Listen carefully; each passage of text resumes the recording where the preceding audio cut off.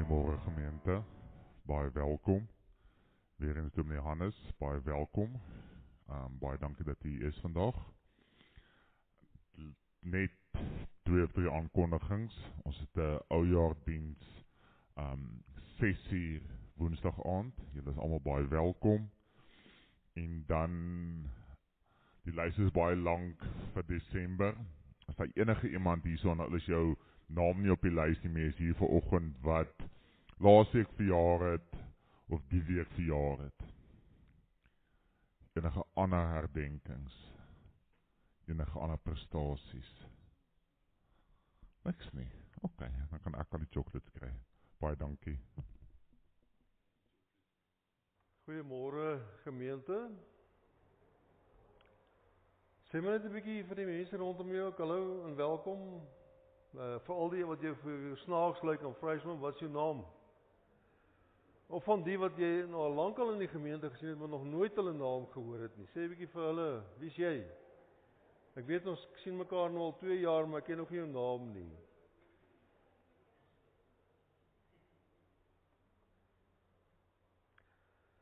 Baie welkom aan ons elkeen, sodat ons ook so saam kan wees.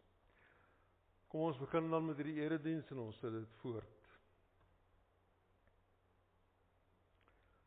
Ons kyk op na die berge. Waarvandaan sal daar vir ons hulp kom? Ons hulp kom van die Here wat die hemel en die aarde gemaak het, wat getrou bly tot in ewigheid en wat nooit die werk van sy hande laat vaar nie. Amen.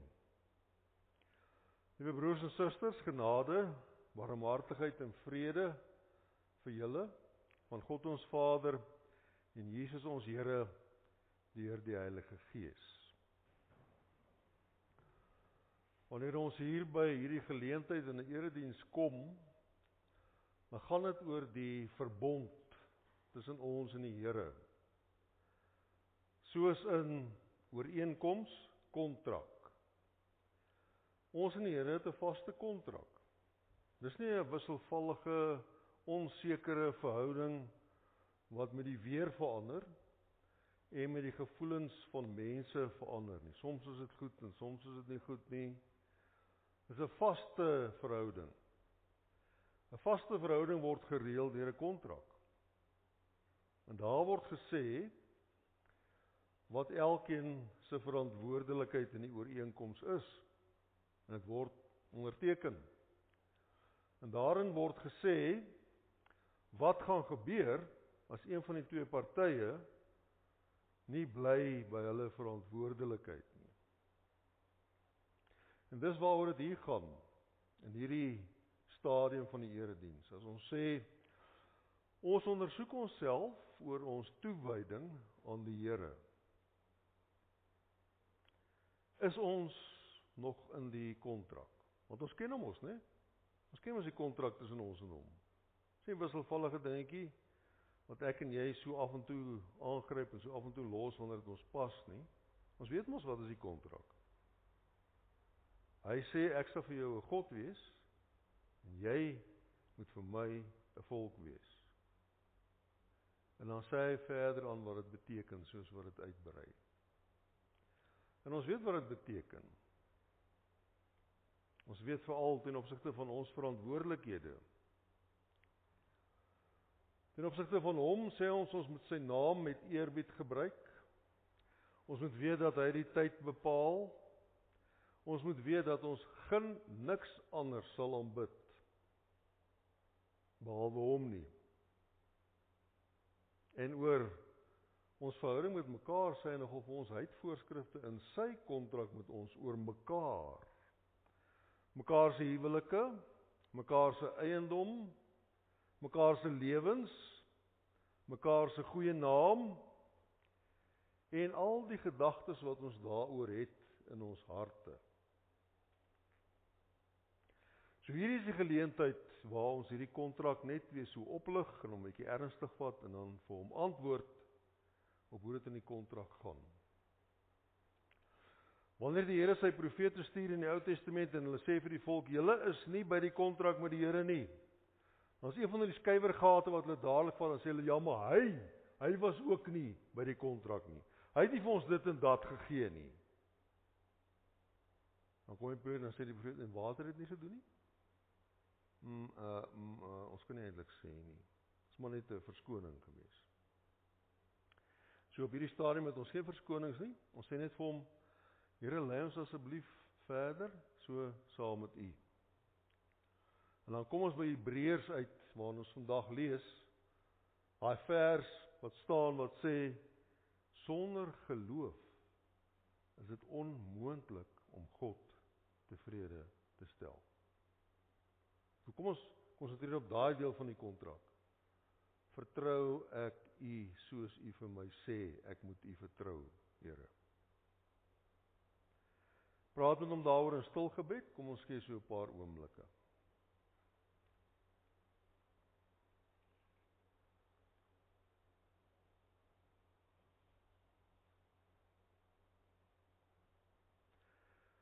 Here, ons dank U dat daar tussen ons en U 'n vaste ooreenkoms is. Sodat daar juis by ons geen twyfel moet wees oor wat U doen nie. En oor die band wat U met ons gesmee het en in stand hou nie. En ons het almal gesê, ons aanvaar hierdie ooreenkoms. Ons wil in hierdie ooreenkoms met U leef.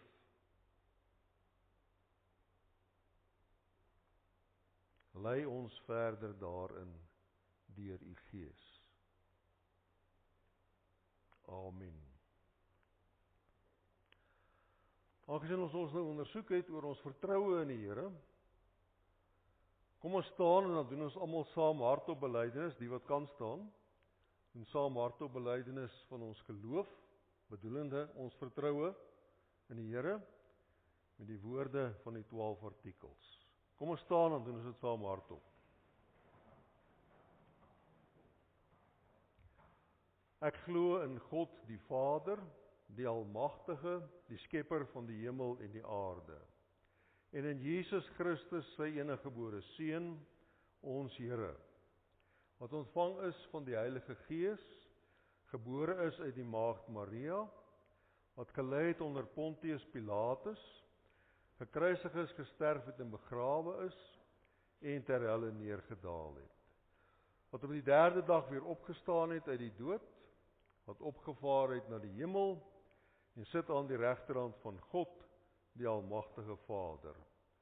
Vanwaar hy sal kom om te oordeel, die wat nog lewe en die wat reeds gesterf het. Ek glo in die Heilige Gees. Ek glo in 'n heilige algemene Christelike kerk, die gemeenskap van die heiliges, die vergifnis van sondes, die opstanding van die vlees en 'n ewige lewe. Ons kan weer sit.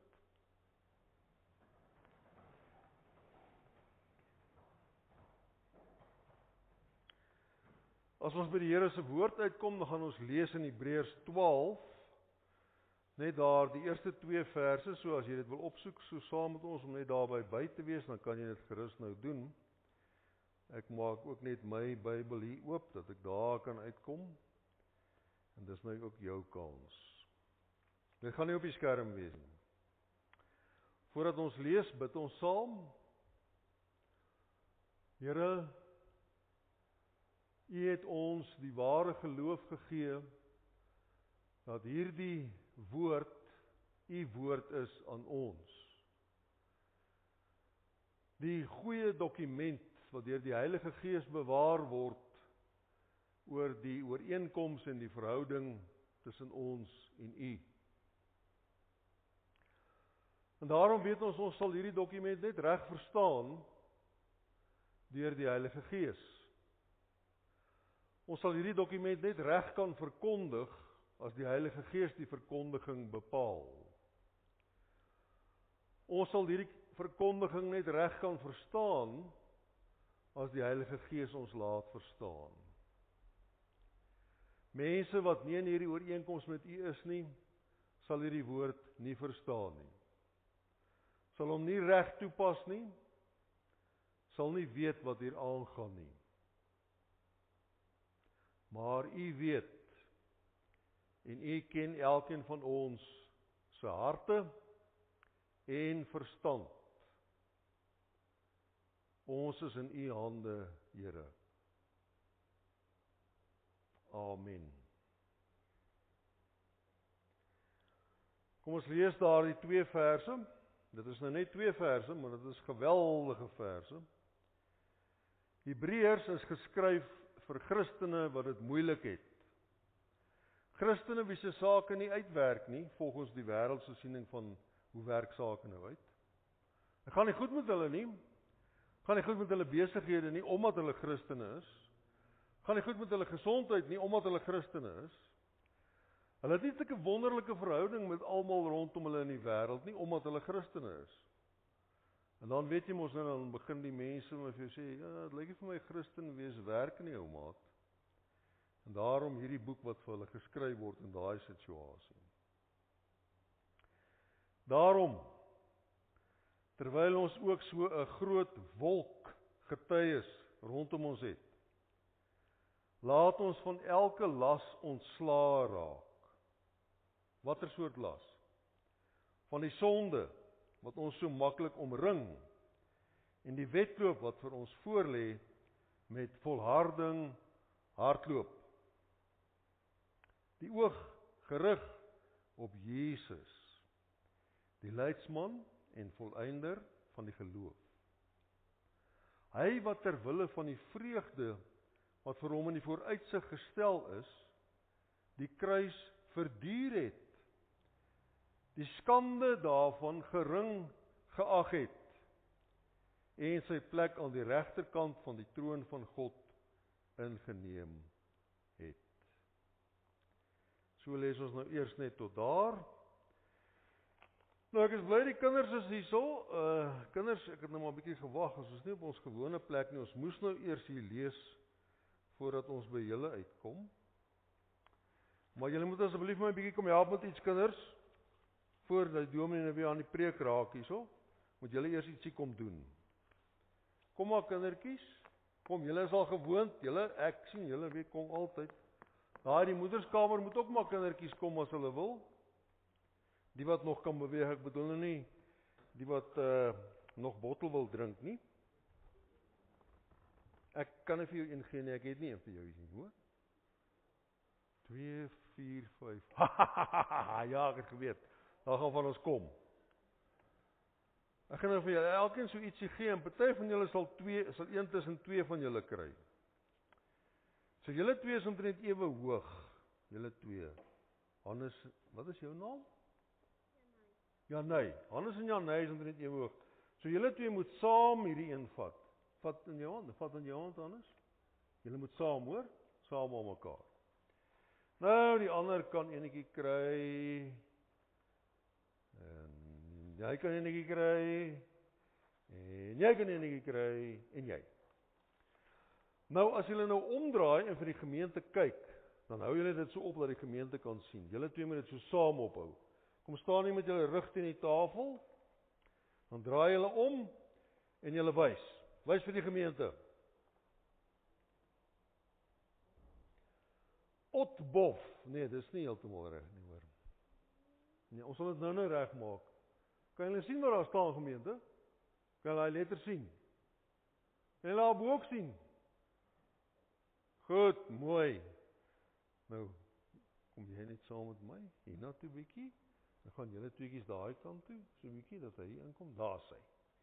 Ek wou nou so 'n bietjie aan julle karring, so ek het dit so verkeerd gegee. Hou op, hoog, mooi, daar sy, laat die gemeente sien. Daar sy, Tophof. Dis 'n lekker woord daai, né? Ek hoop deur die preek word dit dan 'n bietjie duideliker. Julle is gaaf gewees. Baie dankie, julle het my mooi gehelp. Julle kan maar laat sak en ek en julle moet nou net bietjie saam bid. Julle weet mos hoe werk dit, né? Ek gaan so 'n paar woorde sê en dan bid julle dit en weer 'n paar en so en dan gaan ons aan. Is julle reg? Goed. Ons Vader in die hemel. Dankie dat U ons versorg. Amen. Baie dankie julle, gee maar weer vir my. Daar sê, dankie julle. Julle kan maar gaan sit, hoor. Almal.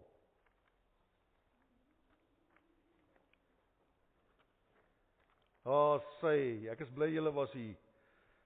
Ek sou nooit al hierdie letters met my hande kon ophou nie.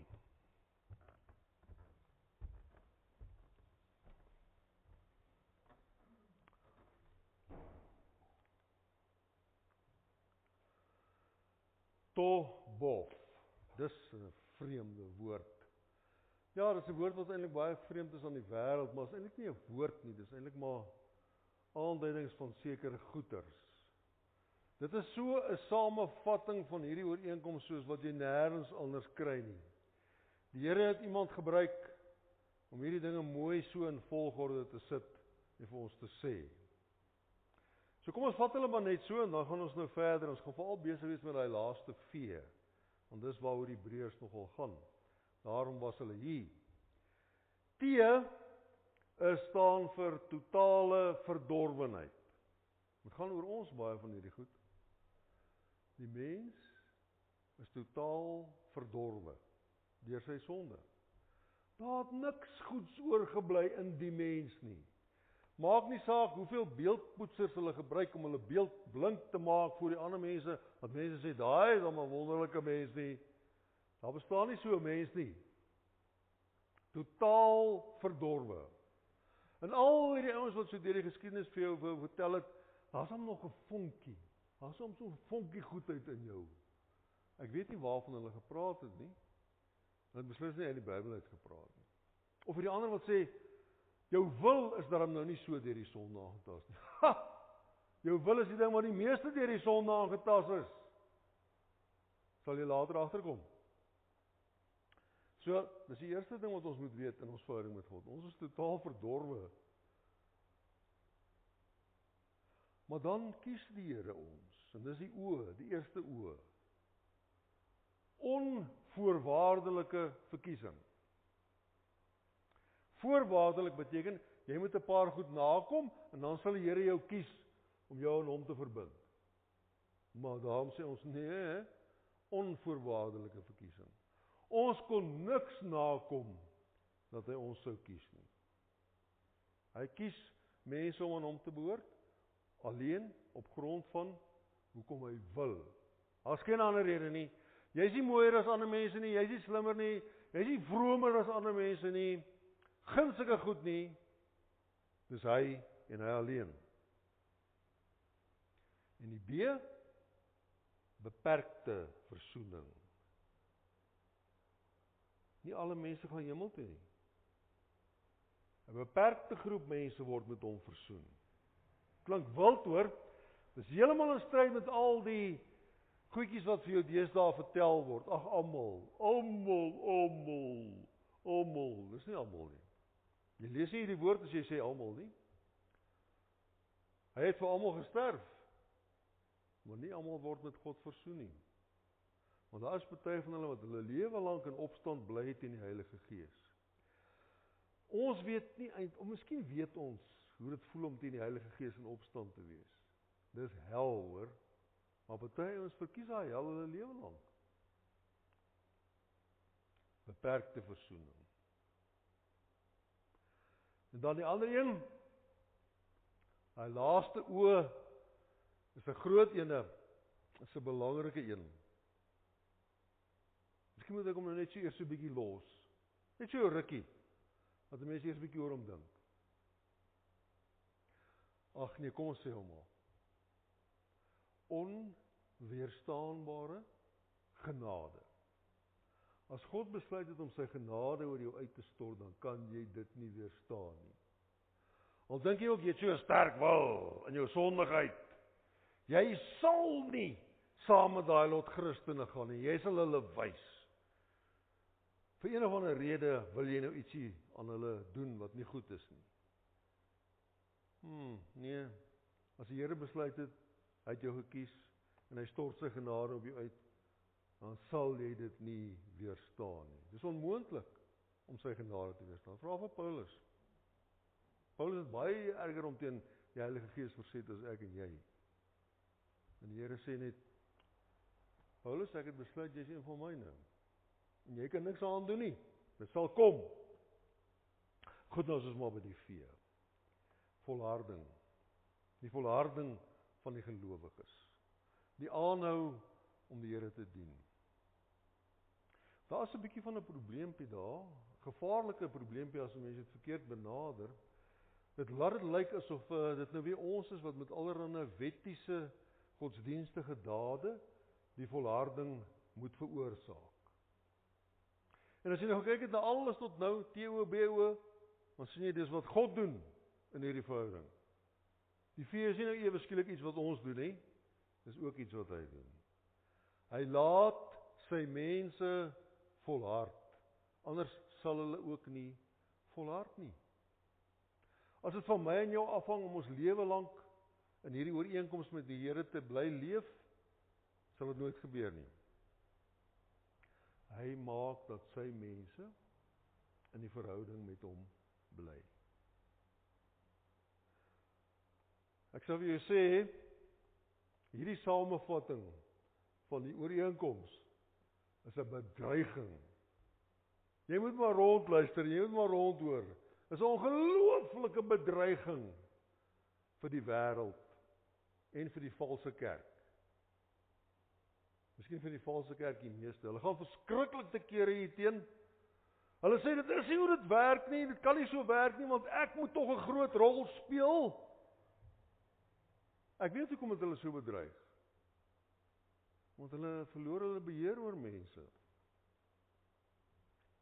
Mense wat geestelike mag en invloed het, maar hulle hou daarvan om beheer oor ander mense te hê. Dis nie soos ek gryp jou aan die arm en so nie, dis iets baie erger en baie gevaarliker. Dis geestelike beheer. Hulle hou van hulle geestelike beheer. Maar as jy hierdie goed hoor, dan hoor jy ook, maar ek het geen geestelike beheer oor ander mense nie. In die valse kerk kan dit nie verdra nie. Jy sal altyd hoor hulle sê, hierdie is 'n ding wat teen ons moet wees. Om nie eers te praat van die sondige wêreld nie. Nooit. Alles kan nie net van God afhanklik wees nie. Dit gaan ons oor my. Nommer 1. Dis hoekom dit so 'n bedreiging is. En soms raak dit vir ons ook 'n bedreiging. Daarom is ons omgewing, ons dampkring, kan 'n mens nogal strem. Ons kan milieugestremd wees. Wees die dampkring waarin ons beweeg. Dampkring is so 'n lekker woord. As jy die ketel kook en die stoom trek, so daai is 'n dampkring. Hy vul die hele vertrek en hy beïnvloed alles wat hy raak. Dis ook so in mense se kulturele lewe, dis ook so in mense se gemeenskapslewe. Daai dampkring het 'n invloed op alles. En as hy nie goed is nie, as hy skadelik is, dan doen hy skade aan jou. En die Here red ons van die skadelike dampkring, ook in die geloof.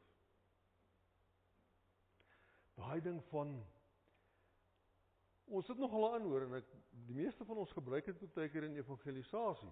Ons dink is 'n mooi eintlik uitkompad, maar dit is nie een nie. Mense sê, Jesus is die antwoord op alles. En ons weet wat ons daarmee bedoel, maar jy moet nou net gaan kyk wat die wêreld hoor as hulle dit hoor. Mense sê, as jy jou net bekeer man, as jy net doen wat die Here sê, dan gaan al jou goed uitwerk. Alles in jou lewe gaan uitwerk. Dit gaan mooi gaan skielik. Skielik gaan jou besigheid floreer. Skielik gaan jou huwelik die lekkerste ding op aarde wees. Dis nie twee sondige mense wat moet sukkel met mekaar oor die weg te kom nie. Nooit.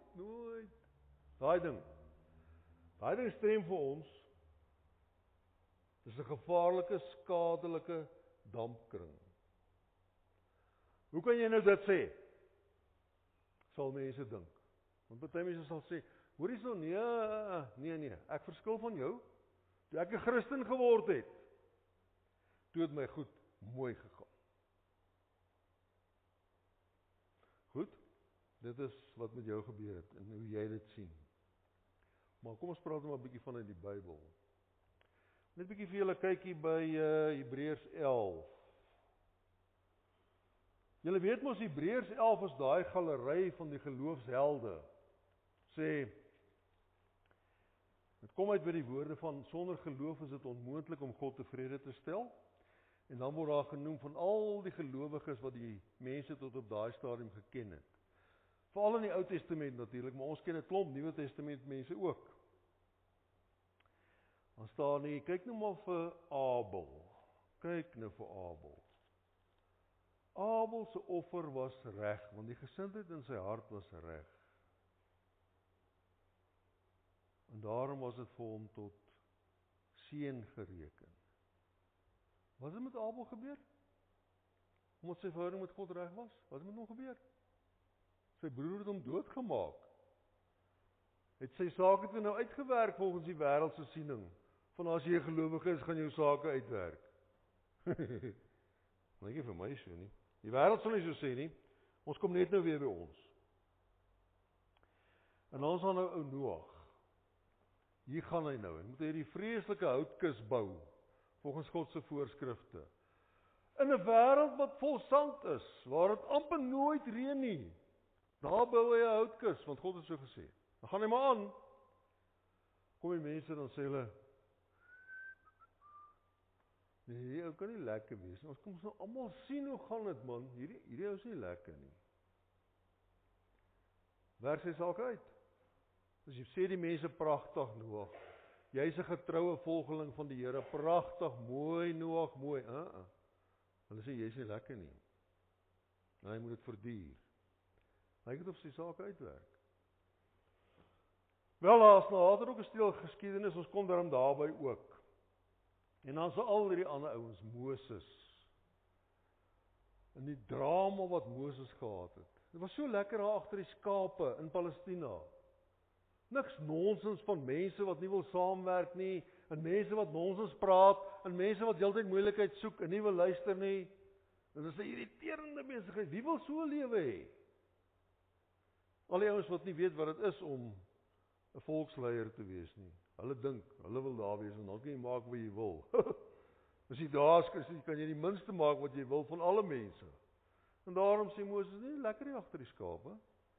Ek kan my eie goeders dink. Ek kan my eie afleidings in die omgewing maak. Ek het my kos hierso, alles is lekker, is 'n rustige lewe. Kom hier en sê die Here, ek het 'n ooreenkoms met jou. Ek gaan my volk red en jy moet gaan. Nee, ek wil nie gaan nie, want hy weet.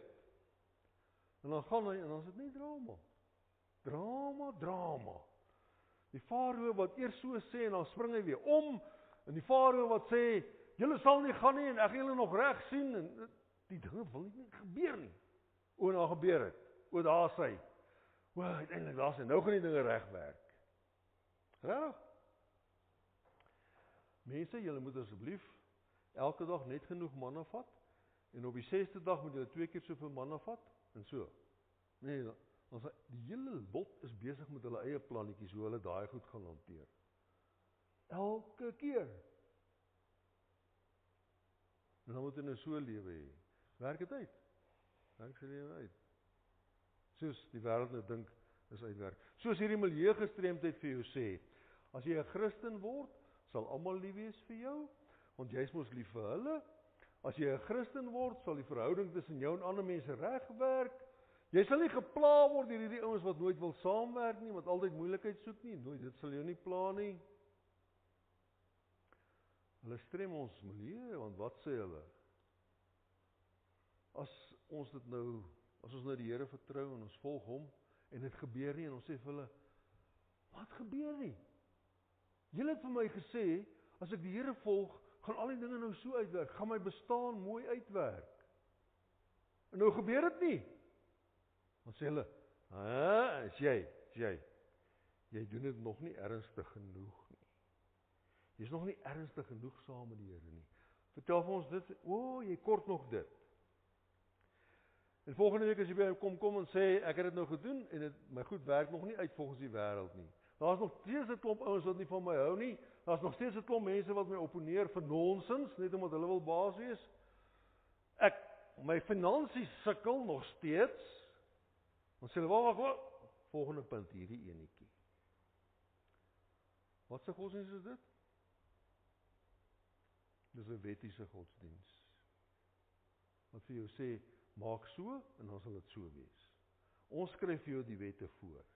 Die snaakste is altyd vir my dat daai ouens wat so dit vir jou wil vertel, hulle wil niks van die 10 gebooie weet nie. Maar van daai godsdienstige voorskrifte wat hulle vir jou het, hulle wettiese godsdienstige voorskrifte vir jou, hulle vat dit ernstig op hoor. En dit strem vir jou, dit strem vir ons in ons geloof, dit strem vir ons in ons verhouding met die Here, want dit is 'n terugkeer na 'n wettiese godsdiens. Die vryheid en die vreugde in Christus word heeltemal verloor, want ek moet dit en dat doen, dan sal dinge uitwerk. En het die skrywer van Hebreërs nie nou net in hoofstuk 11 dadelik gesê, kyk hoe het die ouens gesukkel wat die Here vertrou het nie. En dan kan ons na die Nuwe Testament toe gaan. Paulus, Petrus, Johannes, die ouens in die gemeentes, hierdie Christene vir wie die boek Hebreërs geskryf word. Hulle goed werk nie uit nie. Die wêreld wil niks van hulle weet nie. Hulle sê vir hulle, julle mag nie besigheid doen nie. Julle moet die vrotste werk doen wat niemand eintlik wil doen nie. Julle moet dit maar doen en kyk of julle aan die lewe bly. Dis hoe dit met hulle gegaan het daar. Omdat hulle Christene is. Omdat hulle Jesus vertrou. Gaan hulle maar na die Christene in lande waar Christene vervolg word. En dan vertel jy nou vir hulle, hoor hierso, as jy die Here volg, sal alles uitwerk. Dan sal hulle vir jou so aankyk en sê, jy weet nie wat dit is om die Here te volg nie. Jy weet nie wat dit is om hom te vertrou nie. Dinge werk nie uit volgens die mense standaard nie. Doen nou maar daai ding. Volg nou maar hierdie milieugestremde soort geloof van, as jy so maak, sal alles uitwerk, want dan hou die Here van jou. Volg hulle nou maar, en kyk hoe lank kan jy aanhou, om daai goeders te doen, terwyl die dinge nie uitwerk nie. Kyk hoe lank kan jy aanhou. Hoe lank dink jy gaan jy aanhou? Gaan jy kan volhard? Is dit die volharding? Dit is nie. Die volharding is Jesus Christus. En die oog op hom, omdat hy die verhouding reg maak en reg hou. Wat het reg gekom in daai ouens se lewens? Nie die omgewing waarin hulle lewe nie, nie hulle besighede nie, nie hulle lekker kossies wat hulle eet nie. Nou kan hulle altyd kos sonder maar voor te werk en al daai soort goed. En ag, hulle vrou en hulle man is nou so lief vir hulle, want hulle is nou Christene, nee, nie dit nie. Wat werk reguit? Hulle verhouding met God werk nou reg uit. En jou dinge in die wêreld kan so goed uitwerk soos jy dit wil hê. As jou verhouding met God nie reg is nie, beteken al daai goeie goed in die wêreld rondom jou niks. Dis wat reg werk in al hierdie geloofshelde se lewe. Hulle verhouding met God bly reg. En dan volhard hulle. Dan gaan hulle aan. Dan nou Noag aan om hy houtkas te bou, sê mense, jy is van jou trollie af en so, en jy is nie lekker nie. Hy hou aan. Hoekom hou hy aan? Sy verhouding met God is reg. Hoekom sal jy 'n Christen kan bly? Omdat alles in jou omgewing so mooi loop? Nee. Omdat hy jou oog op hom gefestig het. Dis die belangrikste, dis hier aan die einde van die Hebreërboek, dan begin hy hierby kom, en sê hy, julle weet, dit is hoe dit moet gaan. Die psalmskrywer het al baie daarmee gesukkel, jy het al baie van die psalms gelees, maar die skrywer van die psalm begin en dan sê hy, Here, wat gaan hier aan? Ek dien vir u, ek vertrou op u. En ek kyk na al hierdie ouens wat u haat, en hulle bly in paleise, en hulle wonder nooit eers oor inkomste nie, die goed stroom net in by hulle, en die mense hang hulle aan, die mense dink hulle het groot en hoë wonderlike aansien, en Ek, Here, ek wat U vertrou. Nou, dis al ewige bekommernis en 'n gesukkel en 'n gewonder oor dinge. Gelukkig is dit nie waar die psalms eindig nie. Hulle gaan verder en dan sê hulle, maar ek praat nou soos 'n mens sonder verstand as ek so sê en as ek so dink. Want die seën lê nie in 'n wonderlike gladde omgewing nie. Die seën lê, Here, dat ek U ken. En dat ek weet U het my in U hande. Hoe die omgewing ook al lyk en wat ook al in die omgewing gebeur, ek is in U hande. Ken jy die hoofuitgangspunt van jou belydenis, jou gereformeerde belydenis? Ken jy die hoofuitgangspunt? Hy is ook maklik, is net soos te bof. Die enigste troos. My enigste troos in lewe en dood, enigste, is dat ek weet, dat ek nie aan myself behoort nie. Hulle wil nie daai ding bysê nie, maar daai ding is die belangrikste, dat ek nie aan myself behoort nie, maar aan my getroue saligmaker Jesus Christus, wat my gekoop het. Die troos, die gelukkige lewe, die tevredenheid, lê nie in 'n goeie omgewing wat my begeertes pas nie. Dit troos niemand nie, hoor. Jy moet sien hoe ontevrede raak daai ouens. Jy weet nie wat gaan aan in hulle lewens nie. Here sê nee, dit lê nie daar nie. Lê nie in 'n jolie omgewing nie. Ons sal geloofsgestremd raak as ons dink dis hoe dit werk. Hy sê die troos, die lewe, die geluk lê dat jy weet jy behoort aan my, sê die Here. Dis die punt. En so kom die skrywer van Hebreërs en dan sê hy, ons het nou so 'n groot wolk geloofsgetuies rondom. Wie is die wolk geloofsgetuies?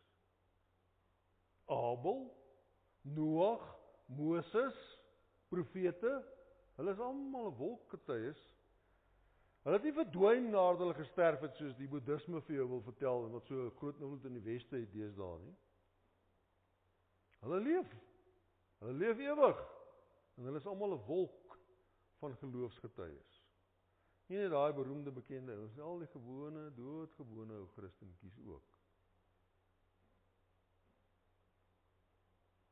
Moenie dat jou vertroue in die Here gestrem raak deur weer terug te val in 'n wettiese godsdiens van ek het nou so gemaak, so nou moet U my sake vir my uitwerk. Nou moet U my begeertes vir my vervul. Die hoofbegeerte wat ons nie maklik aan onsself herken nie, is dat ons in 'n gelukkige verhouding met God moet staan. In 'n goeie kontrak en 'n goeie ooreenkoms met Hom moet staan. Daarsonder sal al die ander goeders niks bring nie. En dis waar die geluk lê. Want kyk wat gebeur op die einde. Abel hoor ons nou nie van 'n vreeslike goeie omgewing nie, maar ons weet hy is by die Here. Moses, die Here het gesê, kom na my toe, want ek weet jy behoort aan my. Ek weet dit van altyd af. Dis al wat Moses laat volhard het deur al daai drama toe hy die mense moes leiding gee uit Egipte uit. Dat hy dan sy toevlug na die Here geneem het, aanhoudend. Dat hy daar op die berg was, dat sy gesig gegloei het van die wonderlike teenwoordigheid van die Here. Dis wat vir hom iets beteken het. En al die ander ouens, al die Ou Testament, al die Nuwe Testamentiese ouens, Paulus, wat so geslaan word en belieg word, selfs deur die Christene, in die gemeentes wat vir hom sê, jy's 'n moeilike man. Hou op om vir ons allerlei goed te sê, ons hou nie van die briewe wat jy skryf nie. Ja, weet jy wat? Dit gaan nie noodwendig lekker maklik met jou gaan in die Christelike gemeente nie, hoor, ek is jammer. Die Christelike gemeente is ook vol sondaars. En as jy nou dink, wow, ek is nou een van hulle. Toe ek vir hulle kom sê het in die Christelike geloofsgroep, ek is ook nie een van julle, toe sê hulle, welkom, hallo, ons is lief vir jou. En jy sê, ja, nou is ek op 'n lekker plek. Ek kan nou hier bly. Ja, en dan begin julle nou beter ken, en hulle begin jou beter te leer ken, en hulle kom agter, jy is nie volmaak nie, en jy kom agter, hulle is ook nie volmaak nie. Dan begin jy ook weer daai gevoelens kry van, hoekom het daai een in die gemeente nou vir my daai ding gesê? Is dit nou wat 'n Christen doen? Ja, ek is jammer hoor. Die blote bestaan van 'n geloofsgroep beteken ook nie jou sake gaan nou uitwerk nie. Jy gaan hier ook snaaks voel oor party persoonlikhede en party goeters. En veral as jy nou moet leiding neem. Ek kan maar altyd bid vir die ouens wat leiding neem in die kerk en in die geloofsgroep. Jy moet reg vir hulle bid. Want almal dink hulle moet alles kan vat wat ek vir hulle sê. Hulle is dan nou ouens wat moet voorgaan in die gemeente. Hulle kan dit net so min vat soos jy. As mense vir jou sê, hoor jong, is dit hoe mense aantrek kerk toe? As jy dit vir hulle gaan sê, kan hulle dit net so min vat soos wat dit vir jou gesê word. Wat ook vir jou sê, die geluk lê nie daarin nie. Dis lekker, dis gaaf, want jy sit hier met ander ouens wat ook dit ernstig neem om die Here te vertrou. Dis al 'n groot winspunt. In die wêreld kry jy dit nie. Dis 'n koue plek daar buite. Hier is meer warmte, dis waar. Maar is nie volmaak nie. Die volmaaktheid binne die gemeente lê ook nie daarin dat jou verhouding met al die ander ouens in die gemeente net rooskleurig en pragtig is nie. Ook hier moet jy jou oog gefestig hou op Jesus Christus, die begin en die volëinder van die geloof. Jy sal altyd, ek kom altyd daarop af, jy sal ook altyd daarop afkom. Mense wat vir jou kom sê, nee, my dogter kom nie meer kerk toe nie, want sy het 'n tatoeëer merk op haar arm, en een van die ander mense in die gemeente het vir haar gesê, Christen doen nie dit nie. Toe sê sy, dan kom sy nou nie weer kerk toe nie. Daar is die beste bewys. As jy kerk toe kom oor 'n wonderlike verhouding en almal praat net mooi met jou in die gemeente, dan sal jy nie meer kom nie. Jy sal nie volhard nie. Ook hier in die gemeente sal jy net volhard as 'n lidmaat in die gemeente. As 'n vertroueling van Jesus Christus, as jy oog op hom het. Dis al. Nie oor hoe wonderlik die ander mense is of jy is nie, of ons gemeente het hierdie en hierdie wonderlike goedjies nie. Nee. Net as ek en jy ons oog hou op Jesus Christus, die volëinder van die geloof, dan maak ons dit ook in 'n gemeente, deur baie drama en moeilikheid. Die Heilige Gees het hierdie mense laat volhard. Hoe? Deur vir hulle te sê, die ding wat hier gebeur het met julle, is nie dat julle 'n klomp goed nagekom het wat dinge reg maak nie. Die ding wat met julle hier gebeur het, is dat julle verhouding met God reggemaak is en in stand gehou word. Amen. Ons Vader wat in die hemel is, ons dank U, Here, dat U ons Here Jesus Christus gestuur het. Ons dank U dat ons dit so aanhoudend kan vier. Ons dank U vir elke Sondag waarop ons dit vier, dat U uit die dood opgestaan het. En dat U U Heilige Gees na ons toe gestuur het.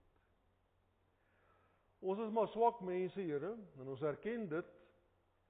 Ons bly nie eers staan vir die geringste ou versoekingkie nie.